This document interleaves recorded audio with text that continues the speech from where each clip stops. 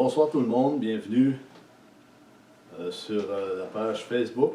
Je salue tous ceux qui nous suivent de semaine en semaine. Que Dieu vous bénisse abondamment et qu'on puisse ouvrir nos cœurs, nos oreilles à cette parole qui va être apportée ce soir, comme je l'ai annoncé cette semaine via Facebook en live. Et Dieu est présent. Dieu est au milieu de nous. Dieu connaît toutes choses. Son plan est parfait. Et nous savons que Jésus revient bientôt. Le message de ce soir, comme tout le monde le sait, les richesses de Dieu pour l'Église. Les richesses de Dieu pour l'Église. Non, on ne parlera pas d'argent, on ne parlera pas de matériel, on ne parlera pas des choses qu'on possède sur la terre. Non, on va parler des choses d'en haut, des choses qui nous appartiennent. Nous, l'Église, les enfants de Dieu, qui sont nés de nouveau et qui espèrent en la parole de Dieu, qui espèrent en Jésus. Alors Seigneur, je te prie pour cette portion de parole que tu as placée dans mon cœur, pour que je puisse la porter selon ta direction, ô Esprit de Dieu, qui est présent au milieu de nous, qui habite en nous. Merci pour ta direction, merci pour ta grâce, merci pour ta paix. Merci pour tes bienfaits que tu donnes à ton Église. Merci pour tes richesses nombreuses que tu as en réserve pour ton Église. Merci pour ta présence. Merci pour ton nom, Jésus. Amen. Alors, oui, le message, les richesses de Dieu pour l'Église et promesses de Dieu pour ses enfants. On va lire Éphésiens 3, 14 à 20. Le mystère de la vocation des païens, immensité de l'amour de Christ pour les nations païennes, pour les païens sauvés par grâce, co-héritiers avec le peuple de Dieu. On va lire ce passage ensemble pour commencer dans Éphésiens. Éphésiens 3, chapitre 3, versets 14 à 20. C'est dit, car il est notre paix, lui qui des deux n'en a fait qu'un, et qui a renversé le mur de... Non, c'est pas là. Je me suis trompé je suis dans le chapitre 2. Éphésiens 3, 14. À cause de cela, Paul dit, à cause de cela, je fléchis les genoux devant le Père, duquel tire son nom de toute famille dans les cieux et sur la terre, afin qu'il vous donne selon la richesse de sa gloire d'être puissamment fortifié par son esprit dans l'homme intérieur, en sorte que Christ habite dans vos cœurs par la foi, afin qu'étant enraciné et fondé dans l'amour, vous puissiez comprendre avec tous les saints quelle est la largeur, la longueur, la profondeur et la hauteur, et connaître l'amour de Christ qui surpasse toute connaissance, en sorte que vous soyez remplis jusqu'à toute la plénitude de Dieu. Or, à celui qui peut faire par la puissance qui agit en nous infiniment au-delà de tout ce que nous demandons ou pensons. À lui soit la gloire dans l'Église et en Jésus-Christ dans toutes les générations, au siècle des siècles. Amen. Gloire à Dieu. Alors, l'introduction, Paul était un homme de prière, était un homme consacré, était un homme intègre, était un homme qui aimait le Seigneur, il avait la crainte de Dieu, et il priait pour ses frères, il priait pour l'Église.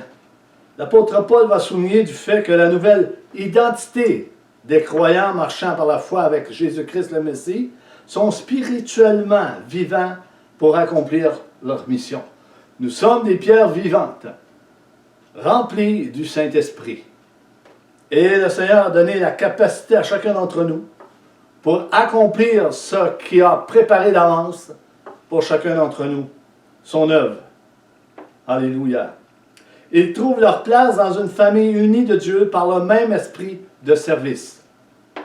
Et cette famille, en tant qu'Église du Seigneur Jésus-Christ, constitue la demeure de Dieu en esprit et vérité, bâtie sur la parole de Dieu et les œuvres des apôtres et prophètes. C'est ça que nous voulons voir, la plupart de nous, n'est-ce pas? Nous voulons voir une Église en santé spirituellement. C'est que l'apôtre Paul est en train d'enseigner à ses frères et ses sœurs. Une Église en santé. Ici, quand nous parlons des richesses de Dieu pour l'Église, ces richesses sont sans limite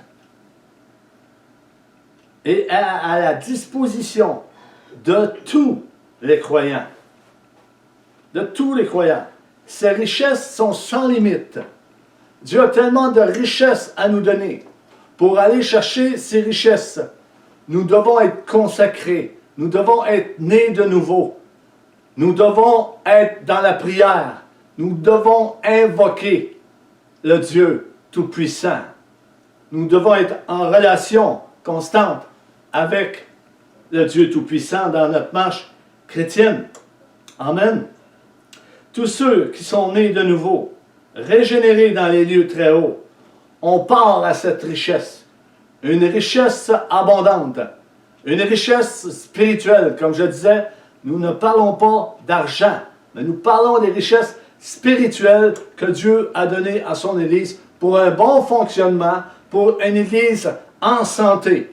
Une Église qui marche dans les voies du Maître, qui enseigne ce que Jésus a enseigné, qui enseigne ce que les apôtres et prophètes ont transmis à l'Église.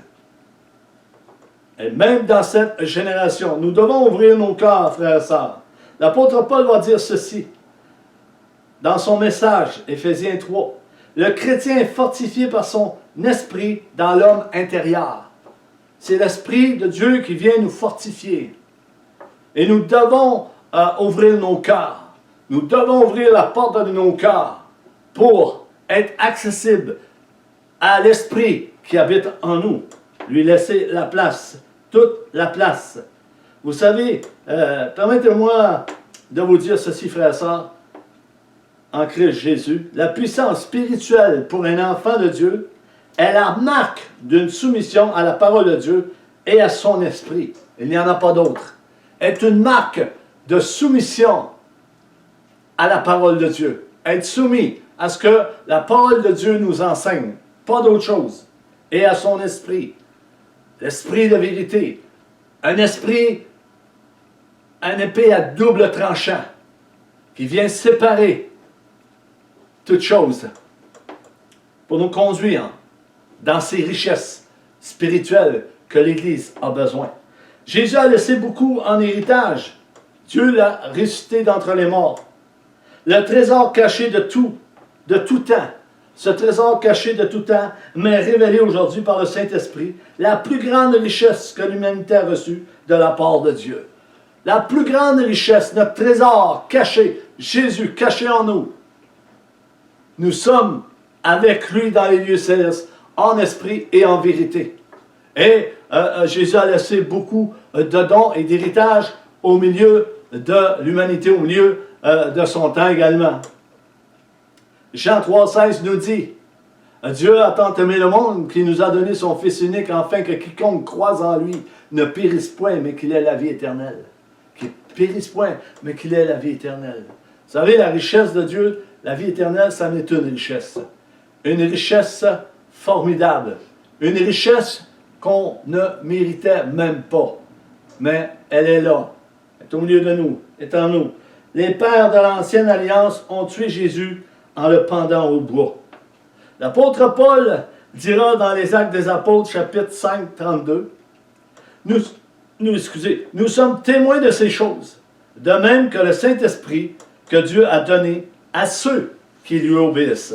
Si tu veux avoir le Saint-Esprit en toi, si tu veux que le Saint-Esprit agisse puissamment dans ta vie, dans notre vie, il faut être obéissant à la parole de Dieu.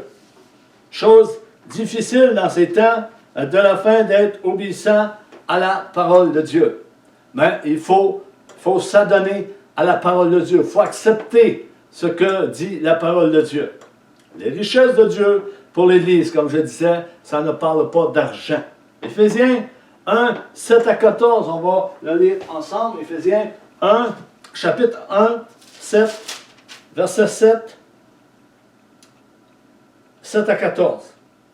En lui, nous avons la rédemption par son sang, la rémission des péchés selon la richesse de sa grâce. Vous savez, sa grâce est une richesse qui nous a été donnée par Jésus-Christ à la croix du Calvaire.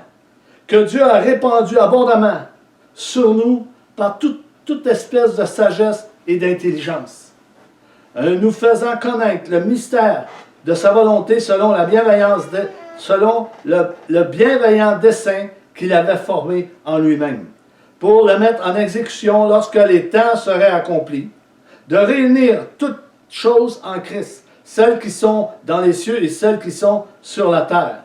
En lui, nous sommes aussi devenus héritiers, ayant été prédestinés suivant la résolution de celui qui opère toutes choses d'après le conseil de sa volonté, et non notre volonté, afin que nous servions à la louange de sa gloire, nous qui d'avance avons espéré en Christ. En lui, vous aussi, après avoir entendu la parole de la vérité, l'évangile de votre salut, en lui, vous avez cru et vous avez été scellés. Écoutez bien, et vous avez été scellés du Saint-Esprit qui avait été promis. C'est une promesse. Les richesses de Dieu comprend les promesses de Dieu, lesquelles est un gage de notre héritage. C'est un gage de notre héritage pour la rédemption, pour le rachat de ceux que Dieu s'est acquis à la louange de sa gloire. Alléluia. Gloire à toi, Seigneur. Dieu va réunir toutes choses quand viendra la fin, frères et sœurs. Quand viendra la fin de l'histoire de ce monde. Parce qu'il va y avoir une fin pour ce monde. Dieu rassemblera les croyants au sein du royaume millénaire. Cela arrivera lorsque les temps seront accomplis. Nous voyons cela en Apocalypse 20, 1 à 6, pour ceux qui prennent des notes.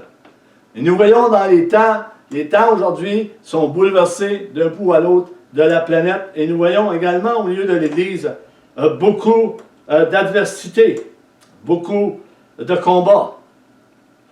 Et nous devons veiller, frères et sœurs. Par la suite, Dieu rassemblera tout à lui pour les projeter dans l'éternité à venir. Et le nouveau ciel et la nouvelle terre seront créés. C'est écrit dans Apocalypse 21, 1. Le nouvel univers sera totalement unifié sous la conduite de Dieu. Unifié sur la conduite de Dieu.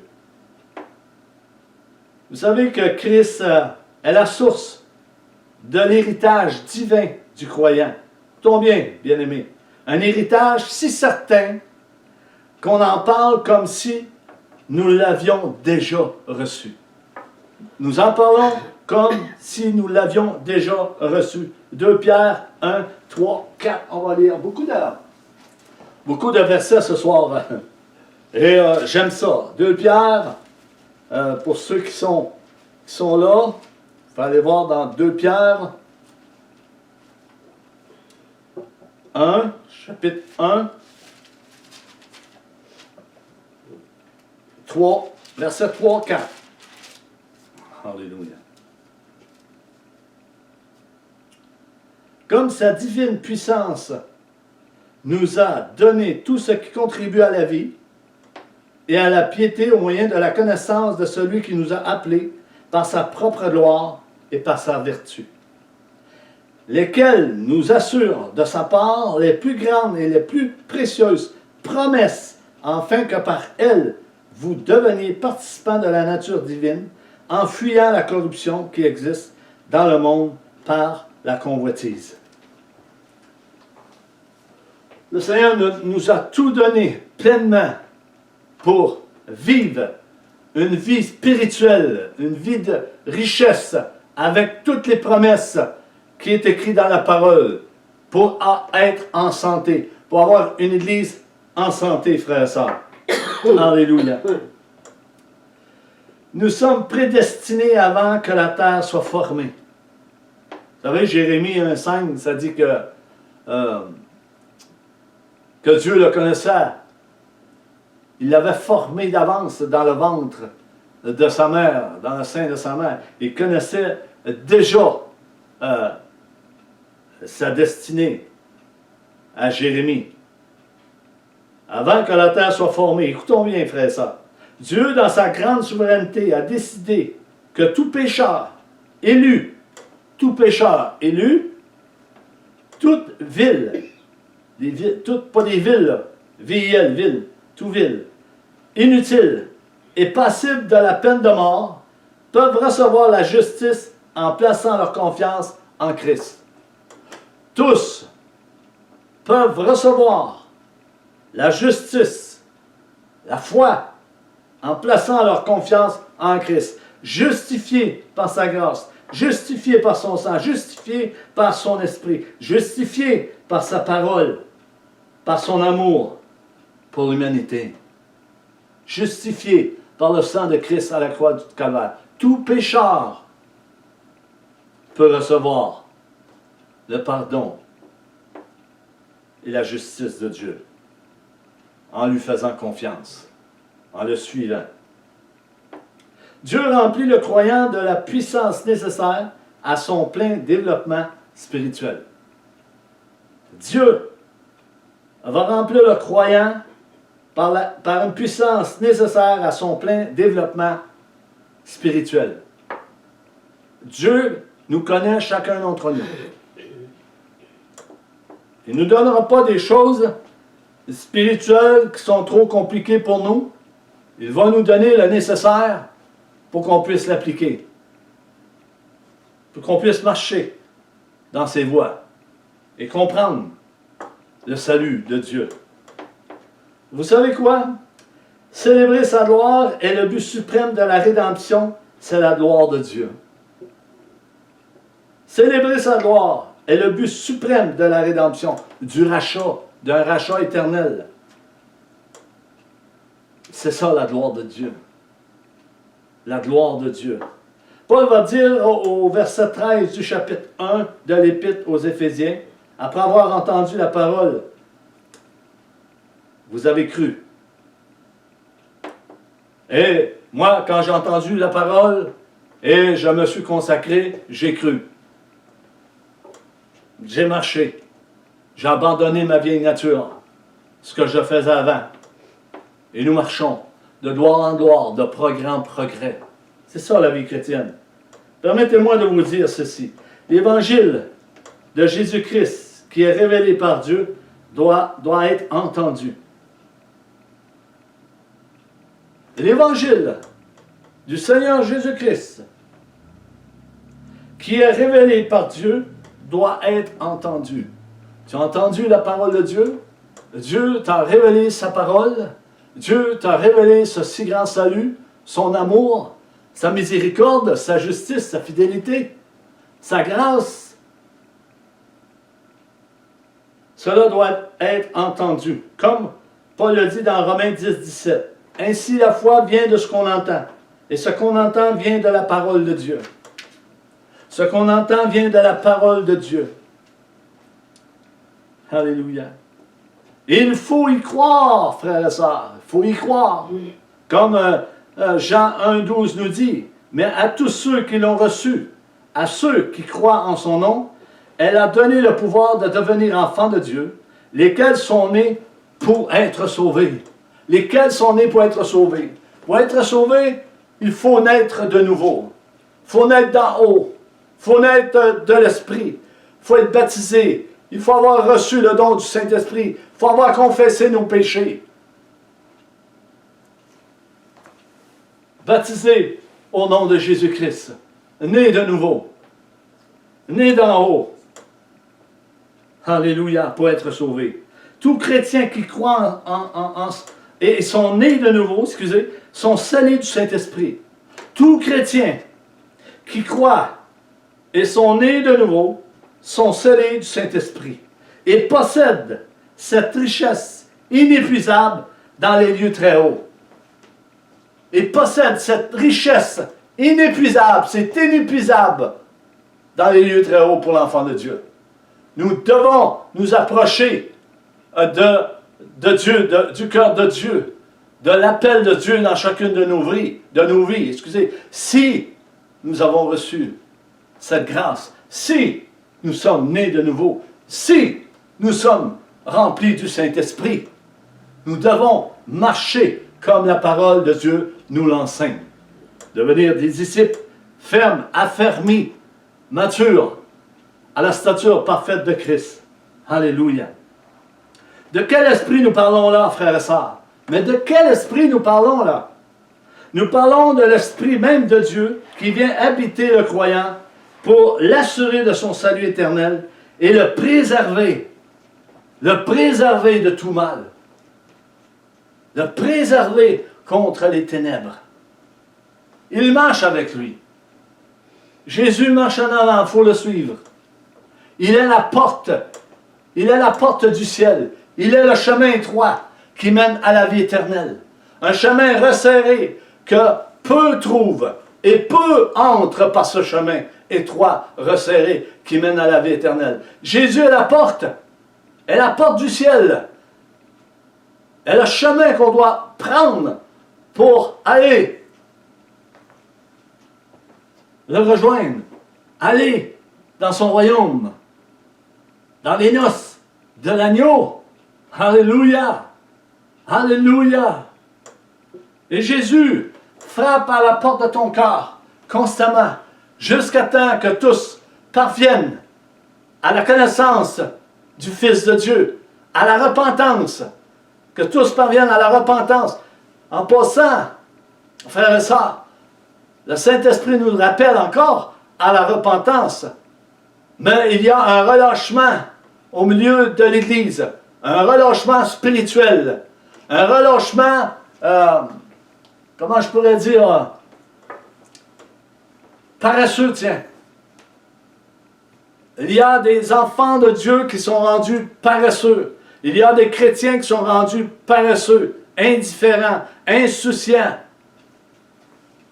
Mettez-vous à l'œuvre. Si vous avez reçu le Saint-Esprit, mettez-vous à l'œuvre. Ne tardez pas. Mettez-vous à l'œuvre. Et laissez l'Esprit de Dieu agir au milieu de l'Église. Alléluia. Ce sceau que l'apôtre Paul parle ici, dans son passage de Éphésiens 1, 7 à 14, nous renvoie à une marque officielle d'identification qui était apposée sur une lettre, un contrat ou tout autre document. Une marque officielle d'identification qui était apposée sur une lettre, un contrat ou tout autre document. Ce document de propriété se trouvait sous l'autorité de la personne dont le thème figurait sur le sceau. Et vous savez, tout comme moi, lorsqu'on achète une propriété, il faut passer par chez le notaire pour tout soit conforme à la loi, disons, pour que le sceau soit marqué sur le contrat pour finaliser l'appartenance du contrat scellé d'un sceau à celui au propriétaire. Alléluia. Au propriétaire. Tout comme l'enfant de Dieu devient la propriété de Dieu en esprit et en vérité, scellé d'un sceau, un rachat éternel. Vous savez que nous sommes scellés d'un sceau. Si nous avons le Saint-Esprit en nous, et si nous marchons selon les ordonnances que Jésus a transmises aux apôtres et aux prophètes et que cela nous a été transmis par révélation, nous sommes scellés du Saint-Esprit. Nous avons la rédemption éternelle, un rachat éternel. Alléluia. Si, il y a plusieurs si dans la parole de Dieu, j'en ai déjà parlé, frères et sœurs. Écoutons bien, frères et sœurs.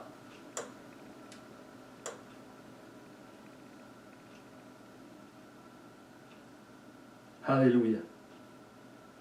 Ce sceau va invoquer 4 vérités de base. La première, la sécurité que le prophète Daniel avait une sécurité auprès de Dieu. Daniel 6, 17, si, pour ceux qui veulent aller le lire, avait une sécurité auprès de Dieu. L'authenticité. L'authenticité. Être authentique. Authentique. Être authentique au milieu de l'Église. Être transparent au milieu de l'Église. Ne pas avoir de masque. Mais d'être intègre. Et avoir la crainte de Dieu. Scellé du sceau du Saint-Esprit, qui est une richesse. Une richesse que Dieu donne, que Dieu a donné à tous ceux qui croient, à tous ceux qui ont choisi, à tous ceux qui veulent obéir. Troisièmement, la propriété avec Dieu. Quatrièmement, l'autorité de Dieu sur nos vies. Le Saint-Esprit est donné par Dieu aux croyants comme promesse de l'héritage de la gloire à venir. 2 Corinthiens 1, 21, 22, on va le lire ensemble. 2 Corinthiens, pour ceux qui ont le Bible, vous pouvez tourner dans 2 Corinthiens, chapitre 1, 21, 22.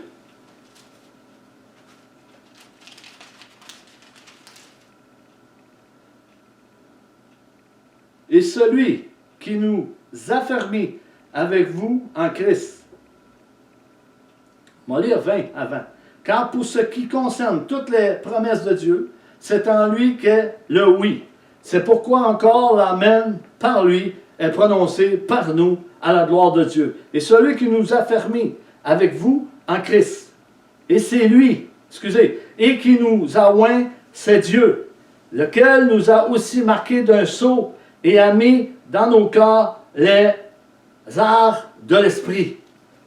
Qui a mis en nous les arts de l'esprit. Une richesse de Dieu. Je bénis Dieu pour cette richesse, pour le Saint-Esprit qui a été mis en nous. Vous savez que sans l'Esprit de Dieu, nous avançons en tâtonnant, nous ne pouvons rien voir, nous ne pouvons rien faire.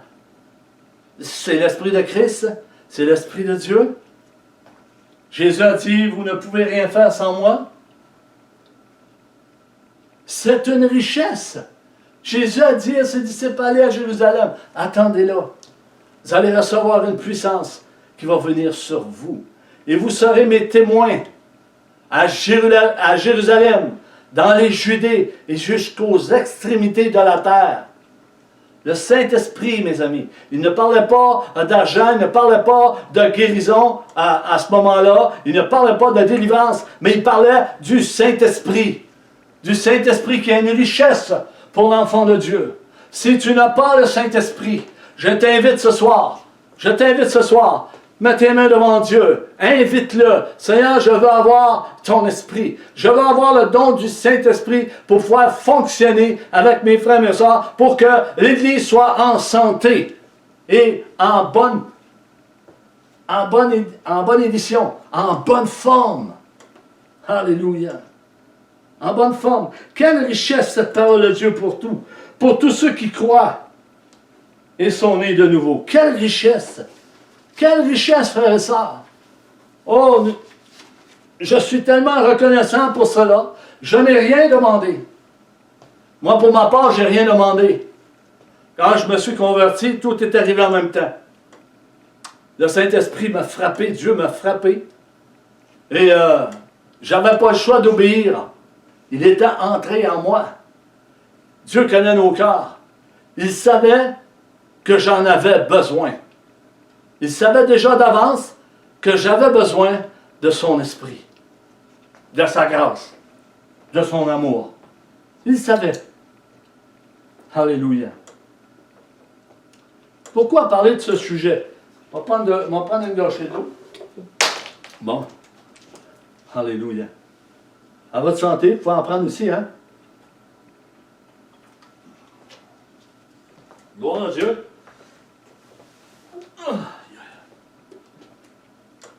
parler de ce sujet. C'est très important de parler de ce sujet. Les richesses spirituelles de Dieu. Les promesses de Dieu. Nous sommes trop souvent attachés aux richesses de cette terre. À ce que le monde peut nous offrir. Et on regarde très peu aux richesses et aux trésors qui nous est offert. Un trésor inépuisable qui nous a été donné pour le bon fonctionnement de nos vies et de l'Église. Nous regardons plus souvent aux choses de ce monde, à l'argent, notre compte de banque, nos maisons, nos voitures, etc. Mais rarement on regarde aux richesses que Dieu nous a transmises par son Esprit. Pour avoir ces richesses, il faut être rempli du Saint-Esprit, frères et sœurs. Il faut être rempli du Saint-Esprit. Le Seigneur veut nous faire connaître certains mystères de sa parole. Il est très important de comprendre l'immensité de l'amour de Christ pour nous. Il faut comprendre l'immensité de l'amour de Christ pour nous. Est-ce qu'on comprend l'immensité de l'amour de Christ pour nous? Ce que Jésus a laissé en héritage. Je ne crois pas que tout le monde connaît l'immensité de l'amour de Dieu. Non, pas tout le monde qui connaît l'immensité de l'amour de Christ en soi. Nous voyons au chapitre 1 de l'Épître aux Éphésiens, versets 7 à 14, que nous avons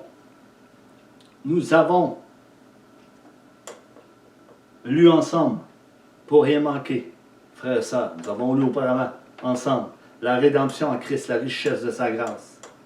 Il est important de voir ce que l'apôtre Paul dit là, et enseigne dans son épître aux Éphésiens, chapitre 3, 14 à 20, qu'on a lu également.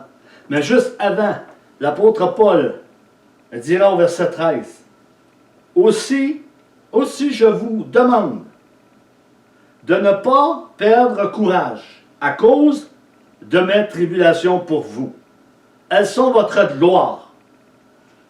Paul parlait de la sorte, il était une preuve vivante de son apostolat qui montrait que Jésus marchait réellement avec lui. Les souffrances de Christ l'accompagnaient. Les tribulations et persécutions accompagnaient l'apôtre Paul. Et les enfants de Dieu l'ont vu, l'ont reconnu comme tel. Est-ce que l'Église reconnaît les appels que le Seigneur met au milieu de chacun d'entre nous? Non. Pas tous reconnaissent les appels. Pas tous, malheureusement, pas tous reconnaissent les appels. 14. À cause de cela, Paul dit à cause de cela, je fléchis les genoux devant le Père. Paul dit à cause de cela, à cause de ce que vu Paul, de l'immensité des richesses de Dieu, de Christ, il plie les genoux devant le Père. Il a la crainte de Dieu, respectueuse. Il marche avec Christ. Il marche conduit par le Saint-Esprit. À cause de ces tribulations, c'est à cause de son appel auprès de Dieu et du Seigneur Jésus-Christ. Il fléchit les genoux devant le roi des rois, le Seigneur des seigneurs, devant le Dieu de toute création. Il a reconnu qu'il était misérable, il a reconnu qu'il était un pécheur, il a reconnu qu'il était un meurtrier, il a tout reconnu. C'est pour ça qu'il plie les genoux devant le roi des rois, le Seigneur des seigneurs. Est-ce que nous reconnaissons cela, frères et sœurs, nous? Est-ce qu'il y en a plusieurs? Est-ce qu'il y en a plusieurs qui se mettent à genoux et qui fléchissent devant le roi des rois aujourd'hui? Est-ce qu'il y en a qui fléchissent les genoux devant le roi des rois? En reconnaissance, avec une crainte respectueuse, en le remerciant de nous avoir choisis, nous étions loin de Dieu, nous étions misérables pécheurs. Est-ce que nous sommes reconnaissants pour cela? Paul dit à cause de cela, l'apôtre Paul va répéter exactement ce qu'il dit au verset 1 de l'Épître aux Éphésiens chapitre 3. Ceux qui vivent spirituellement ont leur place dans la famille de Dieu. ceux qui vivent spirituellement ont leur place dans la famille de Dieu. Marcher selon le Saint-Esprit, né de nouveau. Les choses anciennes sont passées, toutes choses sont devenues nouvelles intérieurement.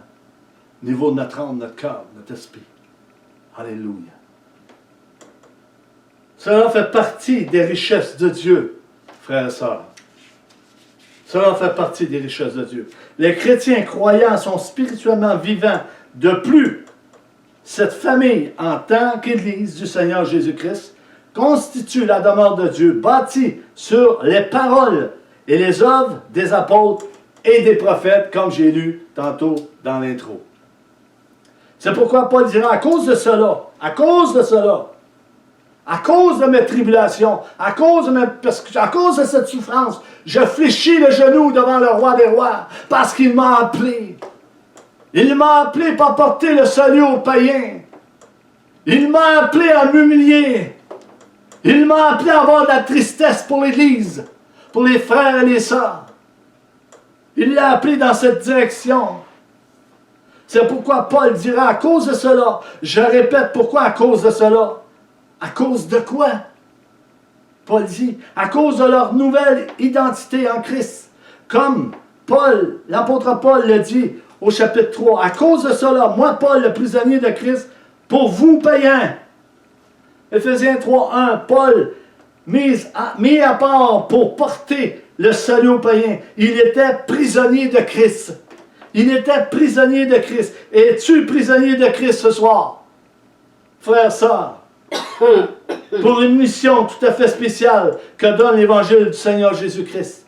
Es-tu rempli du Saint-Esprit, qui est une richesse pour l'enfant de Dieu, une richesse et promesse pour l'Église du Seigneur Jésus-Christ, le bon berger qu'on doit suivre? Es-tu rempli du Saint-Esprit pour pouvoir accomplir ce que Dieu te demande? Et non marcher dans la chair et marcher dans nos vieilles habitudes. C'est une question. Paul va rajouter ceci au verset suivant, verset 2. Si du moins vous avez appris quelle est la dispensation de la grâce de Dieu qui m'a été donnée pour vous. Je répète cela, frères et sœurs. Paul ne dit pas ça pour rien à ses frères, à ceux à qui il s'adresse. Si du moins vous avez appris quelle est la dispensation de la grâce,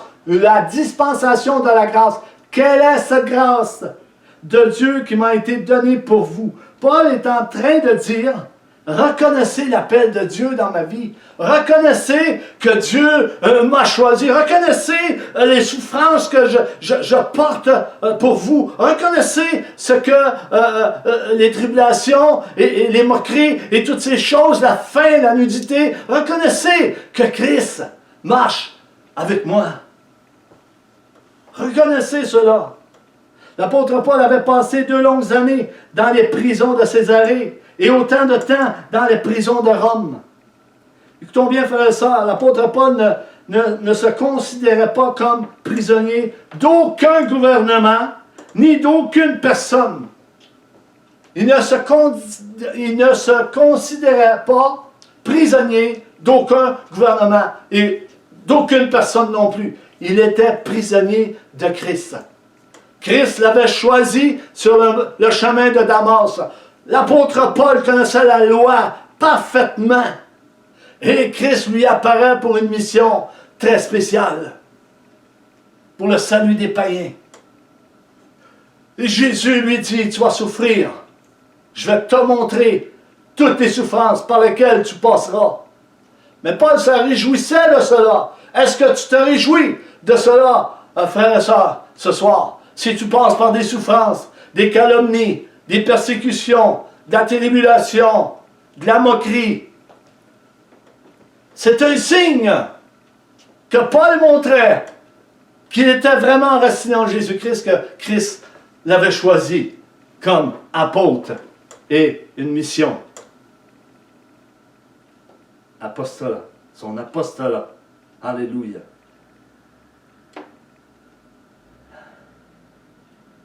Combien, frères et sœurs? Paul n'était pas esclave des hommes. Dans Galates 1:10, n'est-il pas écrit que Paul, si je plairais aux hommes, je ne serais pas serviteur de Christ. Paul marchait et servait le Christ dans la souffrance, dans les tribulations. Et si nous regardons aujourd'hui, si nous regardons tous ensemble, si nous sommes transparents et si nous sommes vrais, nous pouvons regarder à notre vie personnelle et dire au Seigneur, Seigneur Dieu, si je suis sur une mauvaise voie, mets-moi dans la voie de l'éternité. Mets-moi dans la voie qui conduit à l'éternité. Paul était dans cette voie. David était dans cette voie. Jérémie était dans cette voie. Tous les disciples étaient dans cette voie. Les prophètes étaient dans cette voie. L'Église primitive était dans cette voie. Que dit-on de l'Église aujourd'hui? On peut s'examiner très sérieusement, frères et sœurs. Très sérieusement. On peut s'examiner. Alléluia. Il avait à l'esprit ceci, l'apôtre Paul. Il pensait, ou tout simplement, qu'il était sous le contrôle de Christ et que toute sa vie reposait entièrement entre les mains du Seigneur. Toute sa vie, il reposait sur la main du Seigneur. Il se confiait au Seigneur tout le temps. Peu importe les situations, peu importe ce qui lui arrivait dans sa vie. Il se confiait entièrement dans les mains du Seigneur. Nous pouvons méditer sur quel contrôle nous sommes aujourd'hui, des hommes ou du Saint-Esprit. Nous pouvons méditer ça, frères et sœurs, aujourd'hui. Est-ce que la plupart de nous qui représentons l'Église, sommes-nous sous le contrôle des hommes ou nous sommes sous le contrôle du Saint-Esprit? Méditez cela. Méditez cela. Regardez bien. Pourquoi Paul a subi toutes ces choses? Parce qu'il ne se confiait pas aux hommes, ni au gouvernement. Il se confiait à Christ. Il se confiait à Jésus. Toute sa vie, il l'a donnée pour Christ, comme Christ l'a donné pour sa vie. Il était imitateur de Christ. Et dans les Épîtres, il dit, soyez mes imitateurs, comme moi je le suis de Christ, frères et sœurs. Reconnaissez l'appel de Dieu au milieu de l'Église. Parce que plusieurs ont été rejetés et enlevés de leur mission. Pourtant, c'est des appelés de Dieu. C'est des appelés de Dieu. Prenez garde à toute décision et toute parole qui pourrait sortir de votre bouche dans ces temps que nous vivons, frères et sœurs.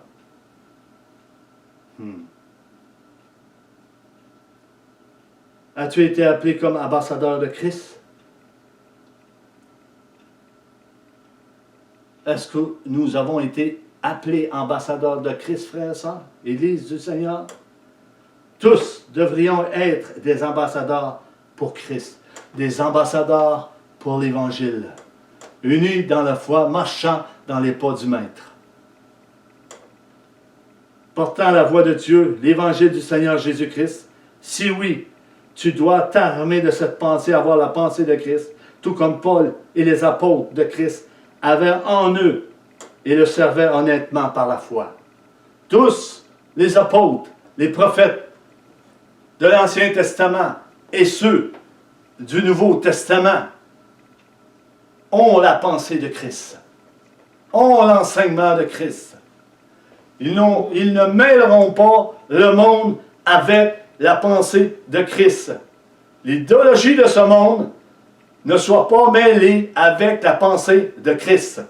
La pensée de Christ, une richesse, encore une fois, de Dieu. Une richesse qui nous est parvenue par la croix, par ses souffrances, à chacun d'entre nous. Nous devrions être reconnaissants Alléluia. Alléluia. Vous savez, nous savons que Paul avait été condamné dans les prisons pour avoir prêché aux païens l'Évangile. 2 Corinthiens 4, chapitre 4, 8 à 15. La Bible nous dit ceci. Déjà vous êtes rassasiés, déjà vous êtes riches. Déjà vous êtes riches. Sans nous, vous avez commencé à régner. Et puissiez-vous régner en effet, afin que nous aussi, nous régnons avec vous. Car Dieu, ce me semble, a fait de nous apôtres les derniers des hommes, des condamnés à mort, en quelque sorte, puisque nous avons été en spectacle au monde, aux anges et aux hommes. Nous sommes fous à cause de Christ. Paul était fou à cause de Christ. Marc-André est fou à cause de Christ. D'autres sont fous à cause de Christ. Mais écoutons bien. Mais vous, vous êtes sages en Christ. Nous sommes faibles. Vous, vous êtes forts. Vous êtes honorés. Et nous sommes méprisés. Les apôtres étaient méprisés. Est-ce qu'il y a quelqu'un d'entre nous, ici, ce soir, qui se sent méprisé et rejeté des hommes? Parce que vous êtes dans la volonté de Dieu. Vous êtes dans la bonne parole. Si c'est le cas, vous êtes sur le bon chemin. Vous êtes sur le chemin de l'éternité. Si vous êtes méprisé, rejeté, haï de ce monde, et même, excusez-moi, même au milieu de certaines églises, au milieu de l'église du Seigneur Jésus-Christ. Oui, il y en a qui sont méprisés, qui sont rejetés. C'est pas parce qu'ils sont malades, c'est pas parce qu'ils ont besoin de guérison. C'est parce qu'ils marchent selon l'Esprit de Christ et plusieurs ne le reconnaissent pas. Il faut reconnaître les serviteurs de Dieu, frères et sœurs. Il faut reconnaître la grâce de Dieu. La grâce ne nous permet pas de faire tout ce qu'on veut. C'est une richesse encore de Dieu qui nous a donné. Sans cette grâce, nous sommes perdus. La grâce reconnaît, la grâce c'est Jésus-Christ. Le royaume c'est Jésus-Christ. Et l'Esprit c'est Jésus-Christ, le Père, le Fils et le Saint-Esprit. Nous ne pouvons pas passer à côté de ces choses. Ces choses sont réelles. Et ces choses vont s'accomplir. Dieu, son plan va s'accomplir. Il y a un paquet de prophéties qui sont accomplies. Et ça continue. Dieu va accomplir sa parole, frère et sœur. Es-tu serviteur et servante de Dieu, en esprit et en vérité? Prends ta position devant les hommes. Prends ta position. Je termine. Jusqu'à ce temps, nous souffrons la faim, la soif, la nudité. Nous sommes maltraités, errants, ça et là. Nous nous fatiguons à travailler de nos propres mains, travailler à deux mains. Injuriés, nous bénissons. Persécutés, nous supportons. C'est une grâce de supporter les afflictions injustement. Alléluia. Calomniés, nous parlons avec bonté. Nous sommes devenus comme les balayeurs du monde, le rebut de tous jusqu'à maintenant. Ce n'est pas pour vous faire honte que Paul parlait de la sorte, que j'écris ces choses, mais je vous avertis comme mes enfants bien-aimés. Paul est en train de donner un avertissement aux enfants de Dieu. Si moi j'ai passé par là, plusieurs passeront par là. Il n'y a pas d'élite dans le corps de Christ. Si nous marchons par l'Esprit, et si nous marchons dans l'obéissance, et si nous nous accaparons des richesses spirituelles de Dieu, nous serons persécutés, nous serons haïs, nous serons rejetés. Comme Paul le fait. Plusieurs seront mis en prison dans les derniers jours, frères et sœurs. Plusieurs succomberont, se trahiront les uns les autres. Alléluia. Car quand vous auriez 10 000 maîtres en Christ, vous n'avez cependant pas plusieurs pères, puisque c'est moi qui vous ai engendré en Jésus-Christ par l'Évangile. Paul dit, c'est moi qui vous ai conduit vers Christ. C'est moi qui vous ai amené vers Christ. Je vous ai donné tout le conseil de Dieu sans rien cacher. Tout. Et Paul est devant les auditeurs et il dit, je suis innocent de tout votre sang, comme le prophète Ézéchiel avait déclaré, avait prophétisé dans son livre. Je termine ceci, frères et sœurs. Et qu'on puisse dire merci Seigneur pour ta parole ce soir. Merci Seigneur pour les frères et sœurs qui sont là en direct. Puisses-tu les bénir? Et ceux qui n'ont pas l'Esprit de Dieu, je prie pour que ton Esprit Père descende sur eux, comme cet Esprit est descendu à la Pentecôte, pour en faire des témoins puissants, formés par ta parole, affermis par ton Esprit, par ta sagesse, dans le nom puissant de Jésus, pour ta gloire seule. Amen et Amen. Je vous aime et je vous dis à la semaine prochaine pour la deuxième partie. Alléluia.